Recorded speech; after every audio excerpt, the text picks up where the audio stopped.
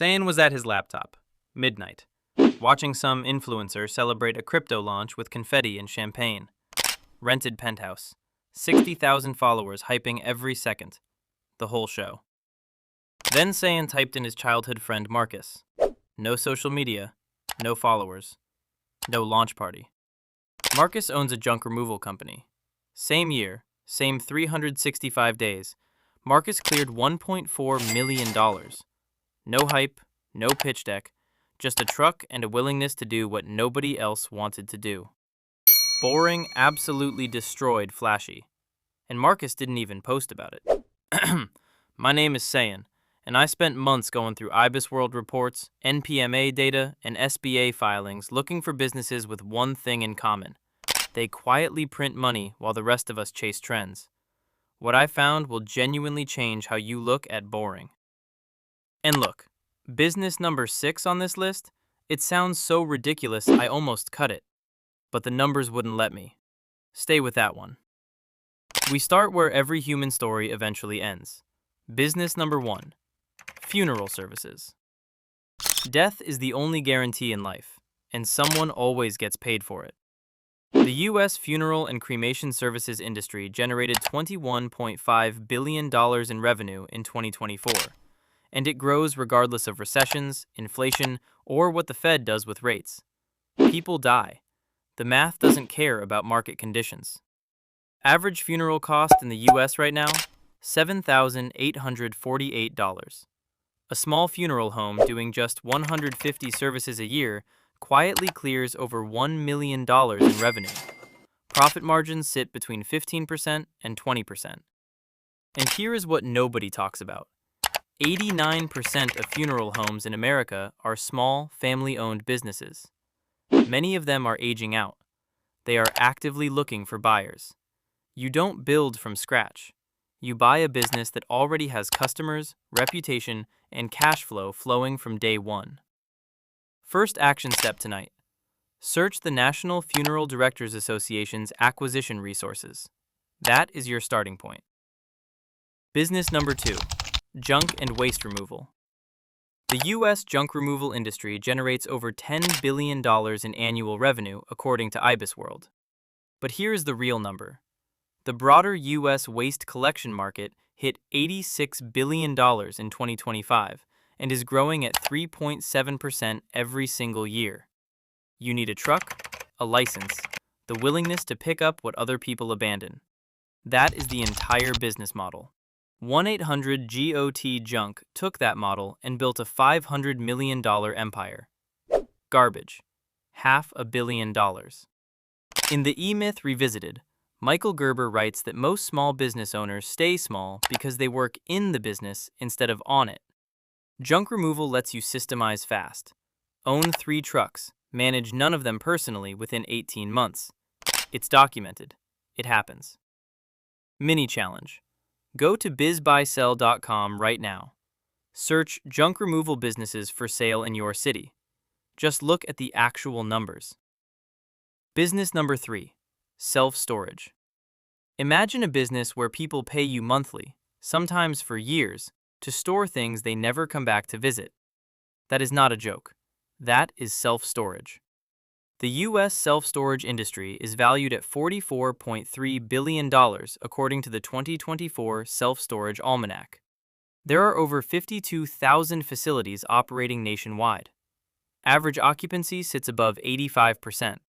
And over a recent 9-year span, self-storage facility owners across the United States saw an annual return on their investments of almost 17%.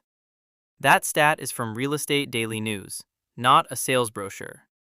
Self-storage is like a paid parking lot for people's memories, and Americans pay on time, every month, for years. Warren Buffett once said, "I like businesses that even a fool can run, because sooner or later, a fool will." Self-storage is that business. Business number 4, laundromats. Here is the percentage that should stop you cold. Laundromats have a 94 to 95% 5-year success rate. Let that land. Restaurants fail at 60% in year 1. Most retail businesses never survive 5 years. Laundromats? 95% still running after 5 years? Confirmed by multiple industry studies. The U.S. laundromat market is worth $7.1 billion as of 2024, according to IBISWorld. Profit margins run between 20% and 35%. Cash business. No receivables. No chasing invoices. I personally know someone, a laundromat owner who runs 4 locations in the Chicago area. He has not physically touched a washing machine in over 2 years. His manager handles daily operations. He reviews bank statements. That is the real business model. Not grinding harder, building a system that runs without you. Business number 5, car wash. The U.S. car wash and auto detailing industry is worth between $14 billion and $19 billion, depending on the source. IBISWorld puts it at $18.7 billion in 2025. Net margins are approaching 20%. But the real move here is the subscription model. Customers pay $30 to $50 a month for unlimited washes. They pay whether they show up or not. Recurring, predictable. The largest car wash chain reported over 2.1 million subscription members in 2024, with same-store sales growing 9% from those memberships alone. This is not a car wash. This is a subscription business with spinning brushes attached. Business number 6, portable toilet rental. I told you this one was coming, and I know how it sounds. The U.S. portable toilet rental market is worth $3.2 billion according to IBISWorld, growing at over 5% every single year.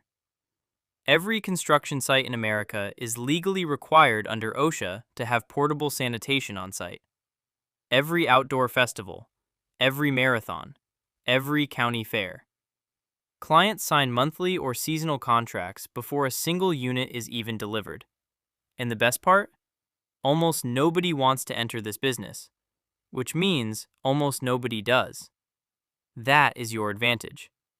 A small operator running just 20 units can generate between $150,000 and $300,000 in annual revenue.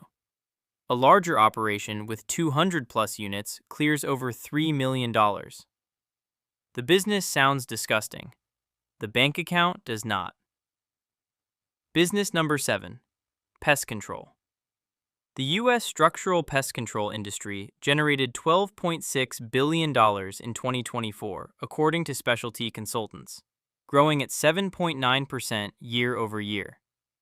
Over 13.25 million residential customers are currently paying for recurring professional pest control. And here is the key word, recurring.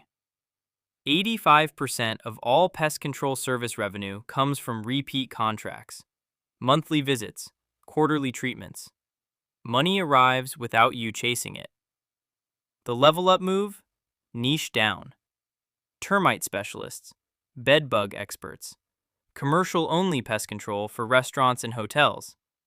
The more specific you go, the less competition you face, and the more premium you charge. Look, none of these businesses will go viral. Nobody is making TikToks about their laundromat. Nobody is posting reels from a portable toilet lot. And that is exactly the point. The businesses that never trend on social media are usually the ones that never stop making money. While everyone chases the next launch, the next app, the next crypto moment, these 7 industries are silently, stubbornly, almost aggressively making millionaires every single year. So here is my question for you, and I genuinely want to know. If you had 90 days and $15,000, which one of these businesses would you actually start? Not someday, not in theory. Which one? And what is your very first move on day 1? Drop it in the comments. Let's see who is actually built for this.